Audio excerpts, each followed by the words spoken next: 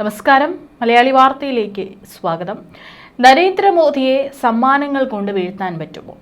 അങ്ങനെ പറ്റുമെങ്കിൽ എന്തായിരിക്കും മോദിയെ വീഴ്ത്താൻ കൊടുക്കേണ്ട സമ്മാനം? ഏതായാലും ആരിൽ നിന്നോ അതറിഞ്ഞ് ഇപ്പോൾ മുഹമ്മദ് യൂനുസ് 1000 കിലോ മാങ്ങ മോദിക്കായി അയച്ചിരിക്കുകയാണ്. ഈ മാങ്ങ കൊടുത്ത് എങ്ങനെ ഇന്ത്യയുമായുള്ള പഴയ ബന്ധം ശക്തിപ്പെടുത്താമെന്നാണ് ഇപ്പോൾ യൂനിസ് പദ്ധതി ഇട്ടിരിക്കുന്നത്. മോദിക്ക് പതിവായി മാങ്ങ കൊടുക്കുന്ന മമതാ ദീദിയാണോ മാങ്ങ കൊടുത്താൽ മോദിയെ വീഴ്ത്താമെന്ന് പറഞ്ഞത് എന്നാണ് അറിയേണ്ടത്. ഏതായാലും സന്തോഷത്തോടെ ഉപഹാരങ്ങൾ ശത്രുക്കൾക്ക് നൽകിയാലും ശരി, അതൊരു മനോഹരമായ സംസ്കാരത്തിന്റെ ഭാഗമാണ്. ആ മാങ്ങാ വിശേഷങ്ങൾ ഇങ്ങനെയാണ്. 2 ദിവസമായിട്ട് അത് തന്നെയാണ് വാർത്ത. പ്രധാനമന്ത്രി നരേന്ദ്രമോദിക്ക് മധുരം നൽകി ഇന്ത്യയെ മയപ്പെടുത്താൻ ബംഗ്ലാദേശ് ഒരുങ്ങുകയാണ്. അതിനുവേണ്ടി ഇന്ത്യക്ക് നേരെ മാങ്ങാ നയതന്ത്രവുമായിട്ടാണ് ഇപ്പോൾ ബംഗ്ലാദേശ് ഇടക്കാല നേതാവ് മുഹമ്മദ് യൂനുസ് രംഗത്ത് വന്നിരിക്കുന്നത്. അയൽക്കാർ തമ്മിൽ മധുരം പങ്കുവെച്ചാൽ പ്രശ്നങ്ങൾ തീരുമെന്ന നിഗമനത്തിലാണ് യൂനുസ്. മോദിക്കായി പ്രശസ്ത മാങ്ങ ഇനമായ ഹരിഭംഗ 1000 കിലോ അയച്ചാണ് യൂനുസ് ബന്ധം പുനഃസ്ഥാപിക്കാൻ ഇപ്പോൾ ശ്രമിക്കുന്നു എന്നുള്ള വാർത്തകൾ പുറത്തുവരുന്നത്. നിലവിലുള്ള എല്ലാ പ്രശ്നങ്ങളും ധാക്കയുമായി സംസാരിക്കാൻ തയ്യാറാണെന്ന ഇന്ത്യയുടെ നിലപാട് വ്യക്തമാക്കി ഒരാഴ്ചയ്ക്കുള്ളിലാണ് അതിർത്തി കടന്ന് മാങ്ങയെത്തുന്നത്. അനുകൂല സാഹചര്യമുണ്ടായാൽ ബംഗ്ലാദേശുമായുള്ള പ്രശ്നങ്ങൾ ചർച്ച ചെയ്യാൻ തയ്യാറാണെന്ന് വിദേശകാര്യമന്ത്രി എസ് ജയശങ്കറിന്റെ പ്രസ്താവനയ്ക്ക് പിന്നാലെയാണ് യൂനുസിന്റെ നടപടി. അതിനായി തെരഞ്ഞെടുത്തത് മാങ്ങയാണ്. മാങ്ങയടങ്ങുന്ന ചരക്ക് ഇന്ന് ഡൽഹിയിലെത്തുമെന്നാണ് തലസ്ഥാനത്തെ ഹൈക്കമ്മീഷൻ വക്താക്കൾ പറയുന്നത്. ബംഗാൾ മുഖ്യമന്ത്രി മമതാ ബാനർജി, ത്രിപുര മുഖ്യമന്ത്രി മണിക് സാഹ എന്നിവർക്കും യൂനുസ് മാമ്പഴം അയച്ചിട്ടുണ്ട്. കഴിഞ്ഞ ഏപ്രിലാണ് ബീംസ്റ്റെക് ഉച്ചകോടിയുടെ ഭാഗമായി മോദിയും യൂനുസും അവസാനമായി കണ്ടത്. ഷെയ്ഖ് ഹസീന വിഷയവുമായി ബന്ധപ്പെട്ട ഇരു രാജ്യങ്ങളും തമ്മിൽ അപ്രീതി ഉടലെടുത്തതിനു ശേഷമുള്ള കൂടിക്കാഴ്ച കൂടിയായിരുന്നു ഇത്. ജനാധിപത്യത്തിലൂന്നിയ സ്ഥിരതയുള്ള സമാധാനപരമായ ഒരു സർക്കാർ ബംഗ്ലാദേശിൽ ഉണ്ടാവണമെന്നും പൂർണ്ണ പിന്തുണ നൽകുമെന്നും അന്ന് മോദി ആവർത്തിച്ചിരുന്നു. ഇരു രാജ്യങ്ങൾക്കുമിടയിലുള്ള ദീർഘകാല സഹകരണം ഇരു രാജ്യങ്ങളിലെ ജനങ്ങൾക്കും നേട്ടമുണ്ടാക്കുമെന്നും അദ്ദേഹം പ്രത്യാശിച്ചു. മോദിക്ക് മാത്രമല്ല, അതിർത്തി സംസ്ഥാനങ്ങളുടെ മുഖ്യമന്ത്രിമാർക്കും യൂനുസ് ഹരിഭംഗ അയച്ചിട്ടുണ്ട് എന്നാണ് റിപ്പോർട്ടുകൾ. ബംഗാൾ മുഖ്യമന്ത്രി മമതാ ബാനർജിക്കും ത്രിപുര മുഖ്യമന്ത്രി മണിക് സാഹയ്ക്കും ചരക്കെത്തും. അതിന് പിന്നാലെയാണ് ഇന്ത്യയിലേക്കും 1000 കിലോ ഹരിഭംഗ മാങ്ങ എത്തുന്നത്. അത് മോദിക്കായി. ബംഗ്ലാദേശിലെ പ്രധാന മാങ്ങ ഇനമാണ് ഹരിഭംഗ. ഷെയ്ഖ് ഹസീന സർക്കാരിന്റെ കാലത്ത് തന്നെ ഇന്ത്യയിലേക്ക് മാങ്ങ സമ്മാനമായി നൽകാറുണ്ടെങ്കിലും അതിനു പിന്നിൽ സ്നേഹവും സൗഹൃദവും ഉണ്ടായിരുന്നു. എന്നാൽ യൂനുസിന്റെ കൈകളിൽ ഭരണം എത്തിയതോടെ ഇന്ത്യക്കെതിരായ പ്രസ്താവനകളും നയതന്ത്ര നീക്കങ്ങളുമായിരുന്നു കാണാൻ സാധിച്ചിരുന്നത്. ചൈനയും പാകിസ്ഥാനുമായി ബന്ധം സ്ഥാപിക്കുന്നതുൾപ്പെടെയുള്ള നീക്കങ്ങൾ യൂനുസിന്റെ ഭാഗത്തു നിന്നുണ്ടായി. ഇത് അതിർത്തി മേഖലയിലെ അസ്ഥിരതയ്ക്കും കാരണമായി.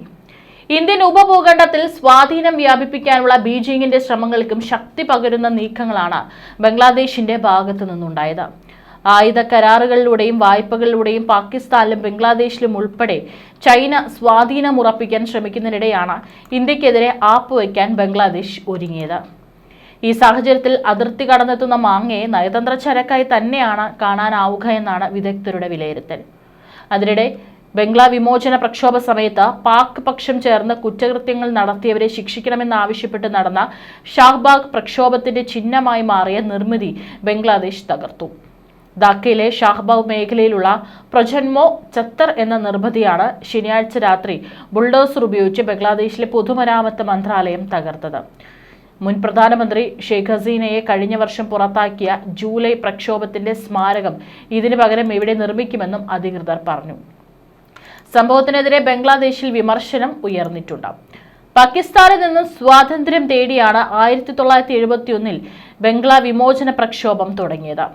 ഇന്ത്യ ഇടപെട്ടതോടെ ഇത് ഇന്ത്യ പാക് യുദ്ധമായി മാറുകയും പാകിസ്ഥാൻ പരാജയപ്പെടുകയും ചെയ്തു. തുടർന്നാണ് ബംഗ്ലാദേശ് രൂപീകരിക്കപ്പെട്ടത്. അതുകൂടാതെ ബംഗ്ലാദേശിൽ പുറത്താക്കപ്പെട്ട മുൻ പ്രധാനമന്ത്രി ഷെയ്ഖ് ഹസീനയെ ഓഗസ്റ്റ് 3 വിചാരണ ചെയ്യാൻ പ്രത്യേക ട്രൈബ്യൂണൽ തീരുമാനിച്ചിട്ടുണ്ട്. ഈ ഒരു സാഹചര്യത്തിൽ കൂടിയാണ് ഇപ്പോൾ ഇന്ത്യയെ നയതന്ത്രപരമായി എങ്ങനെയെങ്കിലും അടുപ്പിക്കാൻ ബംഗ്ലാദേശ് ശ്രമിക്കുന്നത്. കൂട്ടക്കൊല, പീഡനം തുടങ്ങി 5 കുറ്റകൃത്യങ്ങൾ ചുമത്തിയാണ് ഹസീനയ്ക്കെതിരെ കേസ് എടുത്തിട്ടുള്ളത്. ഹസീനയുടെ അഭാവത്തിലും വിചാരണ നടത്താനാണ് the international crimes tribunal of ബംഗ്ലാദേശിന്റെ തീരുമാനം. വധശിക്ഷ വരെ കിട്ടാൻ സാധ്യതയുള്ള വകുപ്പുകളാണ് ചുമത്തിയിട്ടുള്ളത്. മുൻ ആഭ്യന്തരമന്ത്രി അസ്ദുസ്മാൻ ഖാൻ കമൽ, പോലീസ് IG ചൗധരി അബ്ദുള്ള അൽ മാമൂൻ എന്നിവരെയും വിചാരണ ചെയ്യും. കഴിഞ്ഞ വർഷം ജൂലൈ 15 മുതൽ ഓഗസ്റ്റ് 15 വരെ നടന്ന വിദ്യാർത്ഥി പ്രക്ഷോഭം അടിച്ചമർത്തിയതുമായി ബന്ധപ്പെട്ടാണ് കേസ്. ഓഗസ്റ്റ് 5-നാണ് ഹസീന ബംഗ്ലാദേശ് വിട്ടത്. കുറ്റപത്രം തള്ളണമെന്ന പ്രതിഭാഗത്തിന്റെ ഹർജി തള്ളിയ ശേഷമാണ് ജസ്റ്റിസ് MD ഗോലം മോർട്ടൂസ മൊസുംദുറിന്റെ നേതൃത്വത്തിലുള്ള ICT ബെഞ്ചിന്റെ ഉത്തരവ്.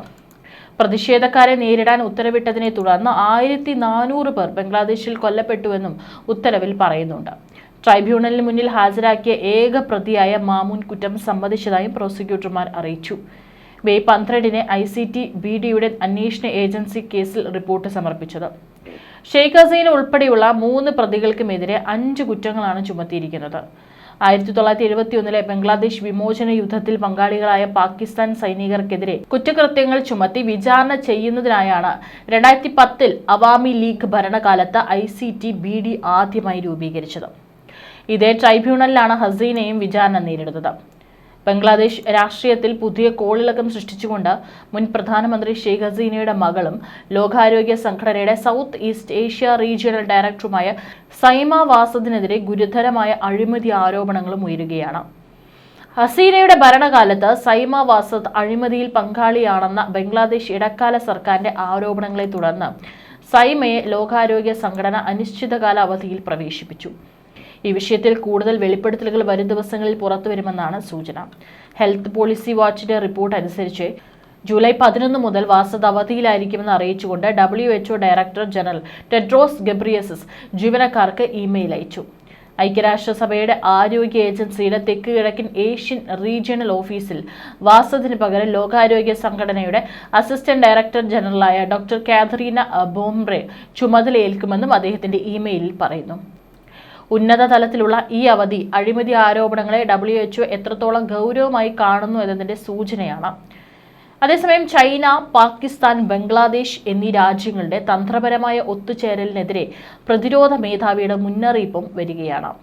ഈ നീക്കം ഇന്ത്യയുടെ സുരക്ഷയ്ക്കും പ്രാദേശിക സ്ഥിരതയ്ക്കും ഗുരുതരമായ പ്രത്യാഘാതങ്ങൾ സൃഷ്ടിക്കുമെന്ന് പ്രതിരോധ മേധാവി ജനറൽ അനിൽ ചൗഹാൻ പറഞ്ഞു. ഒബ്സർവർ റിസർച്ച് ഫൗണ്ടേഷൻ വിദേശ നയ സർവേയുടെ ഉദ്ഘാടന വേളയിൽ സംസാരിക്കുകയായിരുന്നു അദ്ദേഹം. മാറിക്കൊണ്ടിരിക്കുന്ന ഭൗമരാഷ്ട്രീയ ക്രമത്തെ കണ്ടില്ലെന്ന് നടിക്കാനാവില്ല. കൂടാതെ ദക്ഷിണേഷ്യയിൽ ഉടനീളം സംഭവിക്കുന്ന മാറ്റങ്ങളെക്കുറിച്ചും ശക്തമായ വിലയിരുത്തലുകൾ നടത്തണമെന്നും അദ്ദേഹം ആവശ്യപ്പെട്ടു. ഇന്ത്യയുടെ തന്ത്രപരമായ സ്വയംഭരണത്തെ ഒറ്റപ്പെടൽ വാദമായി തെറ്റിദ്ധരിക്കരുതെന്നും അദ്ദേഹം ഊന്നിപ്പറഞ്ഞു.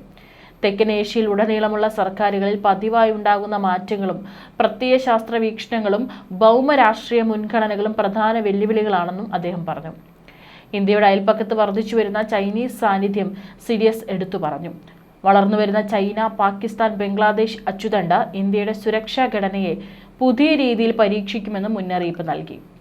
ഇന്തോ പസഫിക്, പശ്ചിമേഷ്യ എന്നിവിടങ്ങളിൽ അമേരിക്കയുടെ അവ്യക്തമായ നിലപാടിൽ അദ്ദേഹം ആശങ്കയും പ്രകടിപ്പിച്ചു. ചൈനയുടെ വായ്പാ വിതരണം സൃഷ്ടിച്ച പ്രത്യാഘാതങ്ങളെക്കുറിച്ചും ജനറൽ ചൗഹാൻ എടുത്തു പറഞ്ഞു. ശ്രീലങ്കയുടെ 2022-ലെ പ്രതിസന്ധിയും ഇന്ത്യയുടെ $3 ബില്യൺ രക്ഷാ പദ്ധതിയും വർദ്ധിച്ചുവരുന്ന അപകട സാധ്യതകളുടെ ഉദാഹരണമായി അദ്ദേഹം ചൂണ്ടിക്കാട്ടുകയും ചെയ്തിട്ടുണ്ട്.